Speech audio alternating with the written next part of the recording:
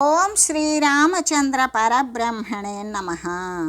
ఓం నమో వశిష్ఠ విశ్వామిత్ర వ్యాస వాల్మీకి సుఖాదిభ్యః. ఓం శుక్లాం భరధరం విష్ణుం శశివర్ణం చతుర్భుజం ప్రసన్నవదనం ధ్యాయేత్ సర్వవిఘ్నోపశాంతయే. ఓం నమో బ్రహ్మాదిభ్యో బ్రహ్మ విద్యా సంప్రదాయ కర్తృభ్యో వంశ ఋషిభ్యో మహద్భ్యో నమో గురుభ్యః. ఓం శ్రీరామో రామభద్రశ్చ రామచంద్రశ్చ శాశ్వతః రాజీవలోచన శ్రీమాన్ రాజేంద్రో రఘుపుంగవః. శ్రీ యోగవాసిష్టము నిర్వాణ ప్రకరణము ఉత్తరార్ధము. నెమలి స్ఫటికములాగా నిర్మలమైనటువంటి మేఘము నుండి వెలువడినటువంటి జలాన్నే త్రాగుతుంది.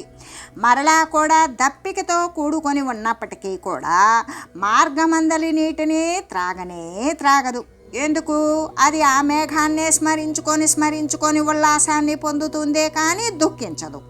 ఎలాగంటే ఆత్మప్రాప్తి మొదలైన గొప్ప కోరికలతో అభిలాషతో కూడినటువంటి గుణవంతులకు జనులకు సాధనము మొదలైన శ్రమ కూడా సుఖదాయకంగానే ఉంటుంది కదా అని చెబుతూ, ఓ రాజా, ఆత్మజ్ఞానరహితులైన మూఢులు తమ జీవితాన్ని కష్టంతో గడుపునట్లుగానే ఎచ్చట స్త్రీ వియోగులైనటువంటి ఈ బాటసారులు వర్ష ఋతువునందు తమ యొక్క సమయమున కథా వార్తాదులతోటి కష్టంగా గడుపుచూ ఉండడం చూడండి అని చెబుతూ, ఓ రాజా, ఈ సరోవరము నుండి ఎరుపు తెలుపు కమల పత్రాల యొక్క ఆ కమల దండాల యొక్క ఆ ఎరుపు కమలాలపై సంబద్ధమైన నీటి యొక్క భారాన్ని వహించి ఈ యువతులు వెళ్ళుచూ ఉన్నారు. చూడండి, ఈ కమలముల భారాన్ని ఎలా వహిస్తున్నారు అని నేను వారిని ప్రశ్నించగా, అంతవారు,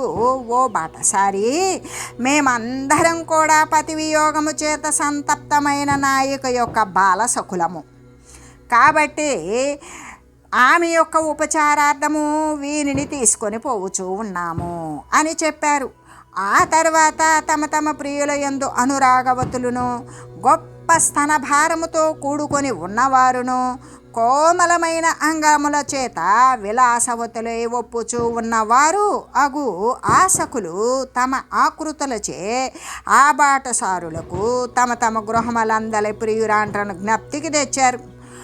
అప్పుడు ఇక ఒక బాటసారి తన ప్రియురాలుని గురించి స్మరిస్తూ ఇలా పలికాడు: మిగుల దట్టములైనటువంటి ఈ మేఘాలు అనే చీకటి చేత ఈ చీకటి నలుపు వర్ణశ్యాంతో కూడినటువంటి ఈ ఆకాశమును వనాన్ని చూచి నా ప్రియురాలు ఇప్పుడు వియోగము చేత వేడుస్తూ భూమిపై పడుచు తొట్రుపాటునే పొందుతూ ఉంటుంది. ఇది అయితే నిజము. భృంగావలి కువలయావలితాబ్జపాత్ర సంప్రేర్యమాణ నలిని మధుపానమత్త హా వాతి తీర తరు పల్లవలాస్య లబ్ధ సముగ్ధ శబ్ద గణగీత గుణో నభస్వాన్. తుమ్మెదల యొక్క సమూహము చేత, కలువల చేత చుట్టబడినటువంటి కమలము అనే పాత్ర చేత ఇవ్వబడినటువంటి మధువు యొక్క పానము చేత మధించినది అయి ఈ తీరమందలి వృక్షాలు పూల తీగలు యొక్క చిగుళ్ళ యొక్క నృత్యము చేత ఇవ్వబడినటువంటి మనకు లభించినటువంటి కోమలమైన గంభీరమైన శబ్ద సమూహము చేత ప్రసిద్ధము చేయబడినటువంటి శైత్యము, మాంద్యము, సౌగంధ్యము మొదలైన గుణాలచే కూడినది అగు వాయువు వీస్తూ ఉన్నది అని చెబుతూ, బకమద్ఘుమయూరాణం పాంధానాం చ వియోగినాం మత్స్యానాం చాతకానాం చ చరిత్రామిహ వర్ణ్యతే.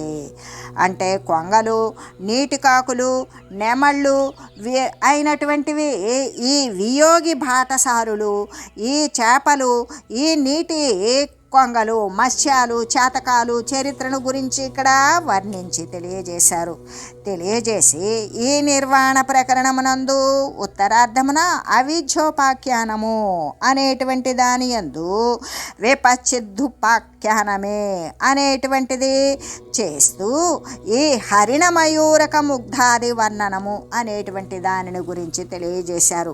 తెలియజేసి ఇంకా కూడా ఈ సహచరులు ఇంకా ఇలా చెప్తూ ఉన్నారు.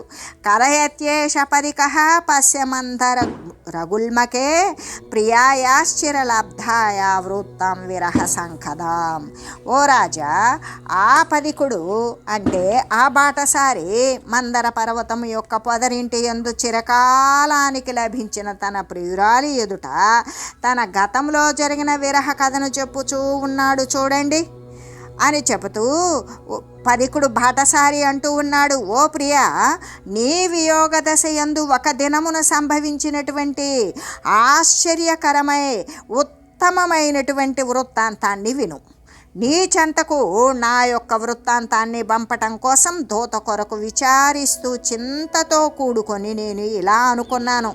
మహాప్రళయకాలము వంటి ఈ వియోగ రూపమైనటువంటి గొప్ప ప్రమాదమునందు ఈ నా వృత్తాంతమును నా గృహానికి తీసుకొని పోయి నా ప్రియురాలికి ఎరిగింపజేసేటువంటి దూత ఒకడు కలడు. ఎవడు వాడు? నైవాస్తస్యావు జగతియః పరదుఃఖస్యాంత్యైః ప్రీత్యా నిరంతరతరం సరళం యతేత.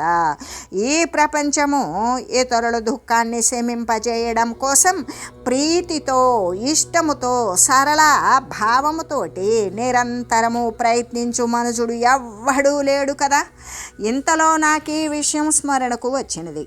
ఈ ఎదుట ఉన్నటువంటి పర్వత శిఖరంపై ఈ కనిపించేటువంటి మేఘము ప్రీతి చేత నిరంతరము కూడా పరుల యొక్క దుఃఖాన్ని ఉపశమింపజేయడం కోసం మొదలైనటువంటి గుణాలతో కూడినది అయి మన్మధుని యొక్క గుర్రములాగానే శీఘ్రముగా నా గృహానికి వెళ్ళడానికి సమర్థమైనది ప్రయోపకార రసిక స్వరూపమై మెరుపతిగా అనే తన ప్రియురాలుతో కూడి ఇక్కడ ఉన్నది. కాబట్టి నేను దీనినే ప్రార్థించెదను అని తలంచి దానితో ఇలా అన్నాను. ఏమని? భ్రాతర్మేఘ మహేంద్రాచాపముచితం వ్యాలంభ్య కంటే గుణం నీచైర్గర్జ ముహూక్తకం కురు దయాంస బాష్పూర్ణేక్షణ చిత్తూలికయా వ్యోమ్ని లిఖిత్వా లింగతా సతి నజానే క్వాధునైవేతః పయోదయతాగత. శోభావంతమగు గమనము కలిగినటువంటి సోదరుడువకు ఓ మేఘమా, ఉత్తమ గుణాలతో అలరారు నీకు ఉచితమైనటువంటి గొప్ప ఇంద్రధనస్సును గ్రహించి నా ప్రియురాలు వద్దకు వెళ్ళి నీటి బిందువులతో కూడినటువంటి నిజమైన గాలుల చేత ఆమెను మొట్టమొదట ఓరడించు. తర్వాత దయ ఉంచి నా సందేశాన్ని తెలపడం కోసం కొంచెం సేపు మెల్లమెల్లగా గర్జించు.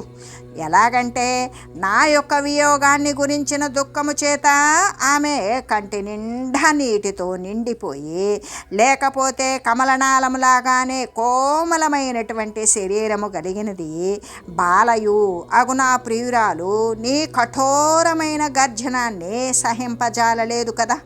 కాబట్టి ఓ మేఘమా, నేను ఆమెను నా హృదయాకాశమున చిత్తము అనే కలముతోటి చిత్రించి కౌగిలించుకొనుచూ ఉండా ఇంతలోనే ఆమె ఇప్పుడు ఇచ్చట నుండి ఎచ్చటికేగినదో తెలియకుండా ఉన్నది. ఎత్తం చింతా పరవశమతే స్తన్వి సార్ధం త్వయాస వంతర్లేన ప్రసర మనసః క్వాపి ఆత్మా మిరే ఉష్ణ కృష్ణ నకుల కలిత సత్వరం బాలసర్పి భూమేరంధ్రం తనుమివ ధరాధరైఘ్య సంకోచ కుబ్జ. ఓ సూక్ష్మాంగి, ఇట్లు మేఘాన్ని గురించి చెప్పి చింతాపరవశుడనై ఉండగా మనసులోననే లీనము కాగా పూర్వమును అంటే గతములోది రాబోయేటువంటి విచార సమర్థమైన నా బుద్ధి నీతో కూడా ఎక్కడికో పోయింది. అలా బుద్ధి లోపించడం చేత నేనప్పుడు పరవశమైనటువంటి శరీరము కలిగి కొయ్యలాగానే శిలలాగానే నిశ్చేష్టములైనటువంటి అంటే కదలనటువంటి అవయవాలు కలిగిన వాడనే అయ్యాను. విరహముతో పుట్టినటువంటి తాపాన్ని సహించడానికి ఎవడు సమర్థుడవుతాడు? కాబట్టి ఓ ప్రియా, ఆ తర్వాత నన్ను అట్లు చేష్టారహితునిగా చూచి ఆ యొక్క బాటసారుల సమూహమంతా కలిసి అయ్యో అయ్యో ఈ బాటసారి మరణించాడు అని ఇట్లు గొప్ప తొట్రుపాటుతోటి హాహా శబ్దాలు చేయసాగారు. ఆ తర్వాత వక్షస్థలాన్ని బాదుకుంటూ అయ్యో బాటసారి మరణించాడు అని విలపిస్తూ నేను ఏ తెంచినట్టి ఆ బాటసారి స్త్రీల యొక్క మహాకోలాహలం సంభవించింది. అప్పుడు అచ్చట కొందరు దుఃఖము చేత గద్గద స్వరము కలిగిన వారై దీనమైన ఆలాపములతోటి మేఘాన్ని కూడా నిందింపసాగారు. ఆ తర్వాత మా బాటసారుల జనులందరూ నన్ను చనిపోయిన వానినిగానే నిశ్చయించారు. ఆ అశ్రుపూరితలోచనులై కంటి నిండా కూడా నీరు కలిగిన వారే శవానికి తగినటువంటి పూజను గావించారు. ఆ కొయ్యలను ప్రోగు చేసి మహాభయంకరమైనటువంటిది ప్రజ్వలించేటువంటి చితుల చేత ఉత్పన్నమైన అనంతములైనటువంటి స్పష్ట పటపటా శబ్దాల చేత భయంకరమైన భయాన్ని కొల్పేటువంటిది అగు శ్మశానానికి నన్ను తీసుకొని పోయారు. ఓ కమలముఖి, అక్కడ అశ్రుపూరిత నేత్రులకు కంటి నిండా నీళ్లు నిండిన కన్నులతో కొందరు బాటసారుల చేత నేను చితి అనబడే శయ్య మీద ఉంచబడ్డాను. ఆ తర్వాత నలువైపులా జనులను బంధించున్నట్లు కనబడుతూ ఉన్నది.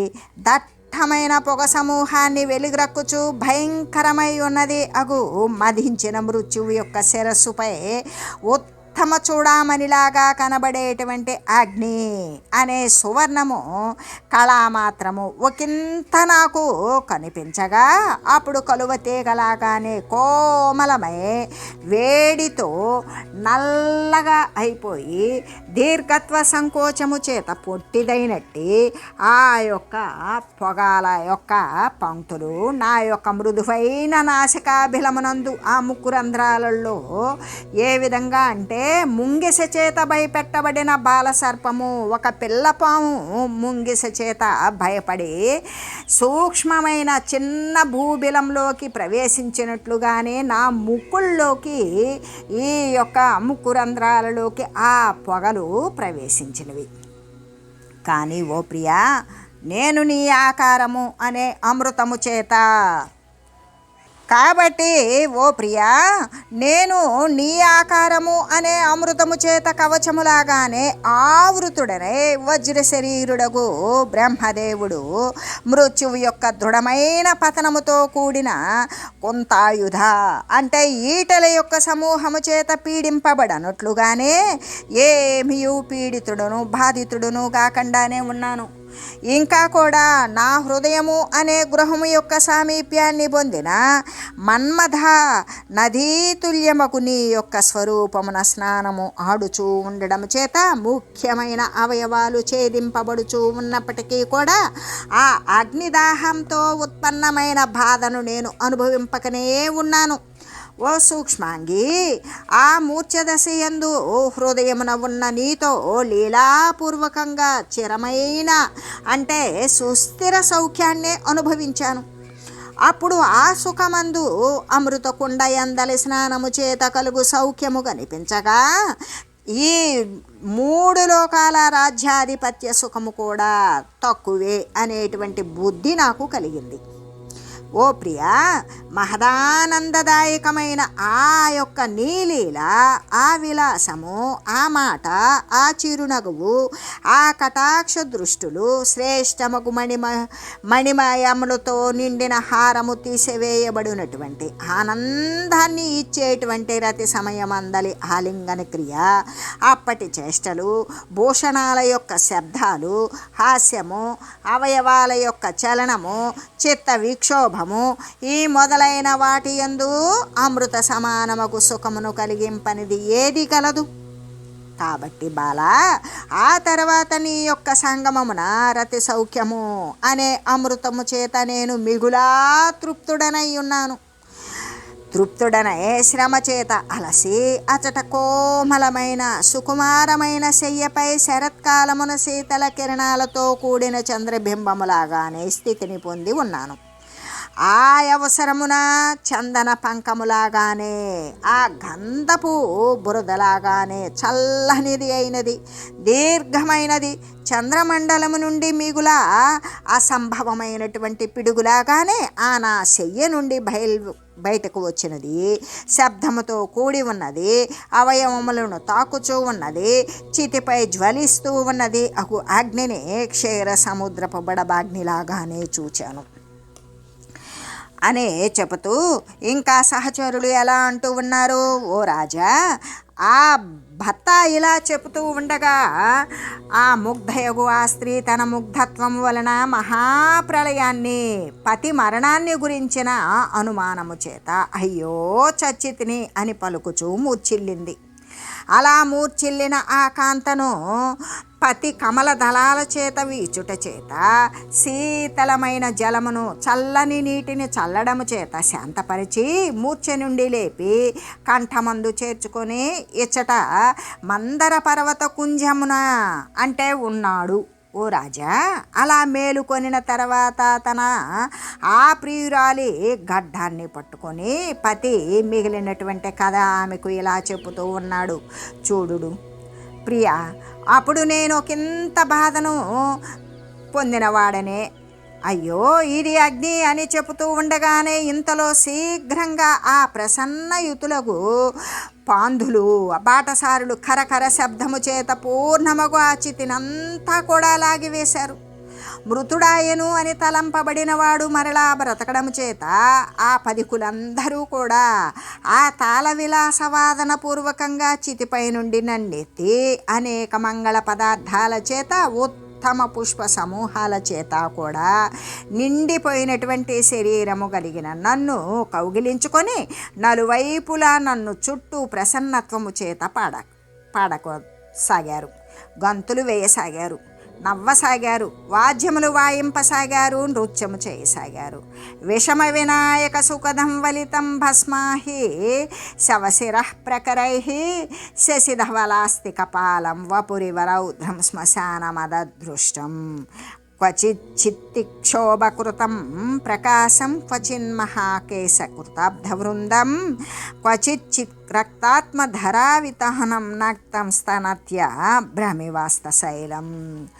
ఆ తర్వాత ఆ బూడిద యొక్క, ఆ సర్పాల యొక్క, ఆ శవముల శిరస్సు యొక్క సమూహాల చేత నిండిపోయి భయంకరులకు వినాయకుడు, యోగిన్యాదులు మొదలైనటువంటి వారందరికీ కూడా సుఖాన్ని ఇచ్చేటువంటి చంద్రునిలాగానే తెల్లనైనటువంటి ఎముకల చేత, కపాలము చేత వ్యాప్తమై రుద్ర సంబంధమైన శరీరంలాగానే కనబడుతూ ఉన్నటువంటి ఆ శ్మశాన భూమిని నేను చూచితిని. అక్కడ ప్రక్కనే ఉన్న వనము యొక్క పచ్చని నీడను ధూళిని విసరుట ద్వారా హరించునవి, తడిసిన శవాల యొక్క దుర్గంధాన్ని వ్యాపింపజేసేటువంటివి పెక్కు ధూళుల చేత ఆ యొక్క మంచు సమూహాన్ని విస్తరింపజేసేటువంటివి, అగు ఆ శవాల యొక్క వెంట్రుకలను కదల్చునవి ఆకాశము అనే అమ్ముల పొది అందలి చంద్రుని సమీపమును నుండి జారినటువంటి బాణాలులాగానే కనబడుచూ ఉన్నవి. అయినా శివునకు భూషణ యోగ్యములైనటువంటి ఆ ఎముకల ఆఘాతముల చేత కఠోర శబ్దాలను గావించునవి అగు బయటకు వచ్చిన ఆ పొగలతో కూడినటువంటి అగ్ని స్ఫులింగాలతో కూడిన వాయువు చేత కొట్టబడినవి. కాబట్టే వేడిమి చేత మిగుల శుష్కించినటువంటి ఆకులు కలిగినవి అగు వృక్షములు కలిగి ఉన్న ఆ శ్మశాన భూమి అగ్ని యొక్క, శని యొక్క క్రీడాయోగ్యమగు గృహములాగానే కనబడుతూ ఉన్నది. ఇంకా కూడా శ్మశానము భయంకరములైనవి, సగము కాలినవి, దుర్గంధంతో కూడి ఉన్నటువంటివి, శరీరాల చేత మరి వ్యాప్తమై ఆ చెడు వాసనతో నిండిపోయినటువంటి శరీరాల చేత వ్యాప్తమై మధోన్మత్తములకు నక్కలు, కాకులు, గ్రద్దలు, పిశాచాలు, బేతాళులు మొదలైన శబ్దాల చేత అతి భీకరమై ఉండడాన్ని, శబ్దములతో కూడినటువంటి దిగంతాలు కుంజములు కలిగినది, పక్షుల చేత లాగుకొని పోబడిన నరాల చేత ప్రేగుల చేత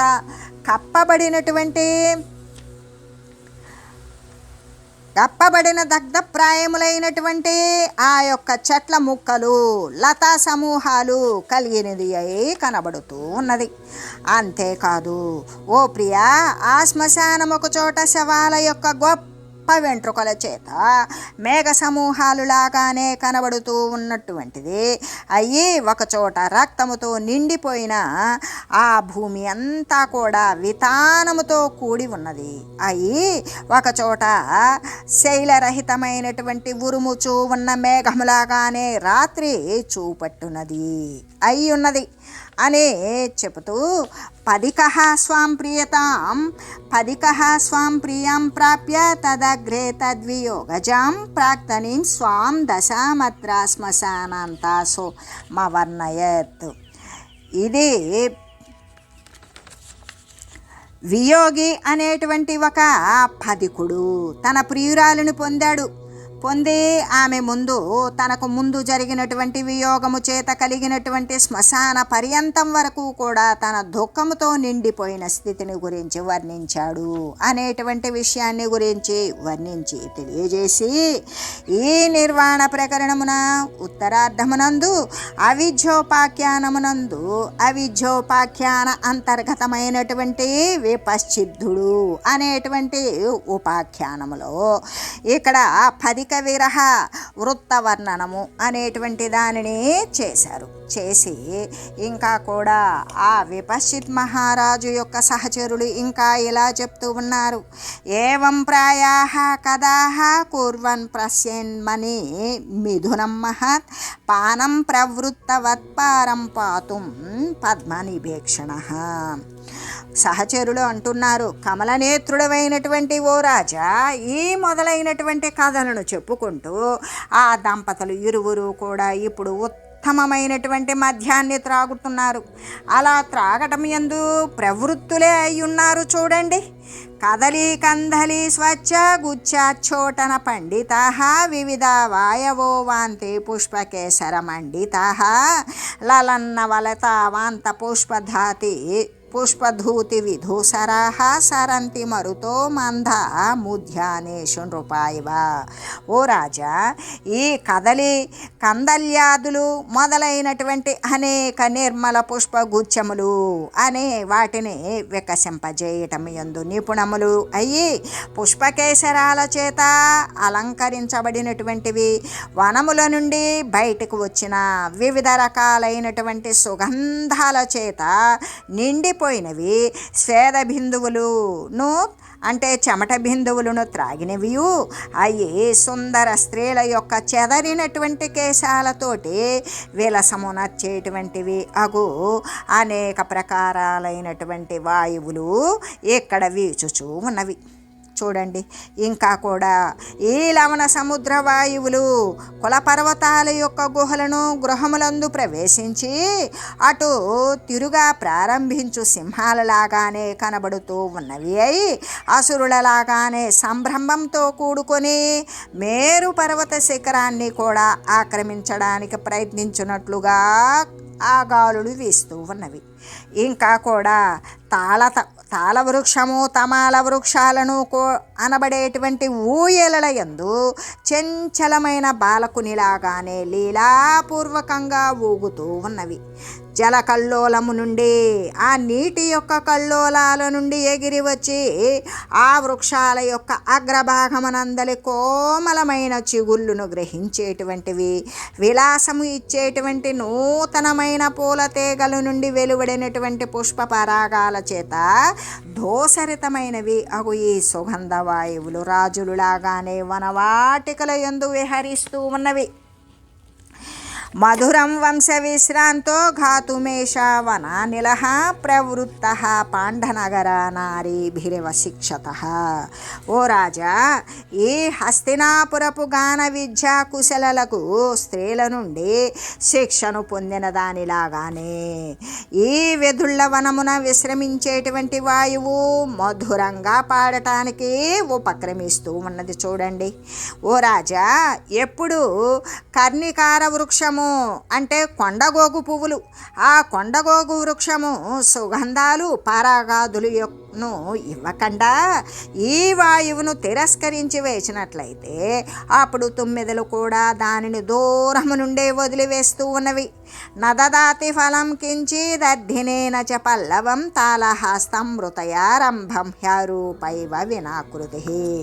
ఈ తాళ వృక్షము స్తంభాన్ని పోలి ఉన్నది.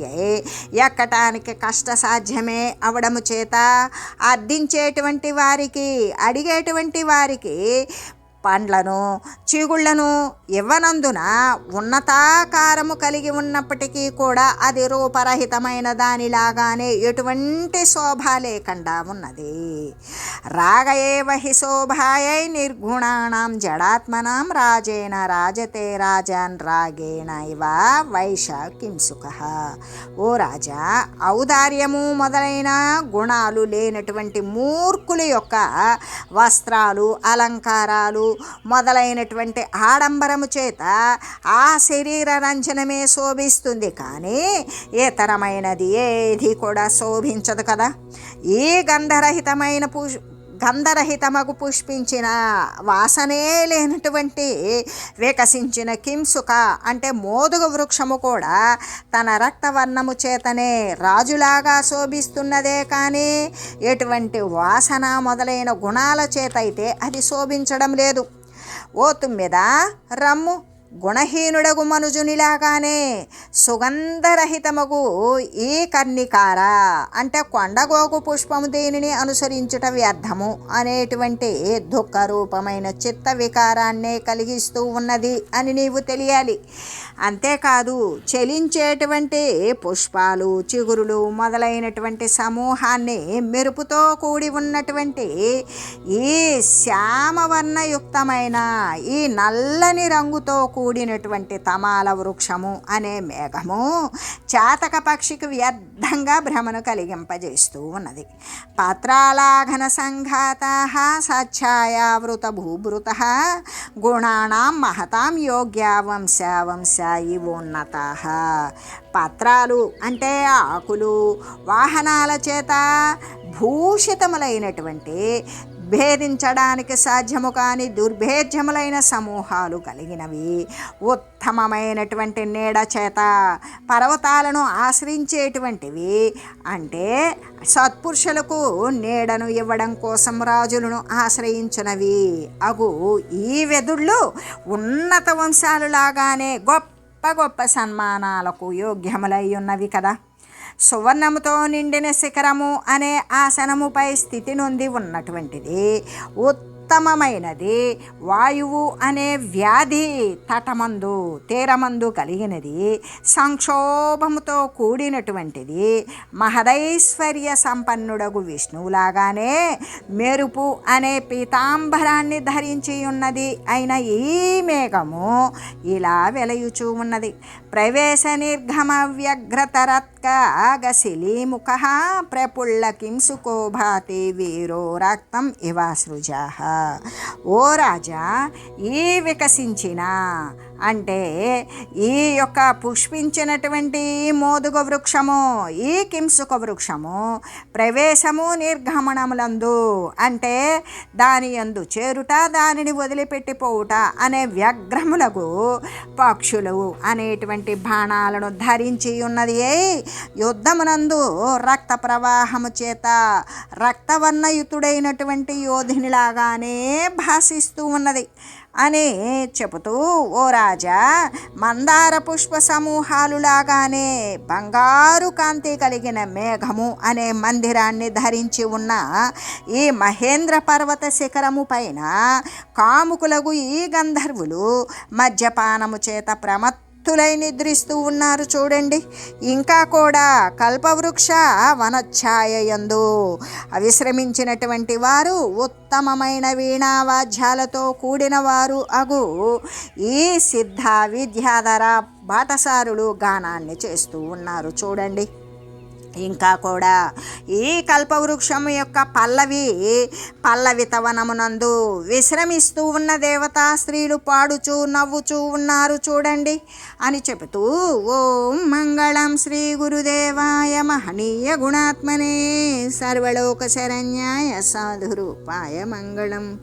ఓం మంగళం కోసలేంద్రాయ రామాయ రామభద్రాయ చక్రవర్తి తనూజాయ సార్వభౌమాయ జానకి వల్లభాయ శ్రీరామచంద్రాయ మంగళం. ఓం తత్సత్.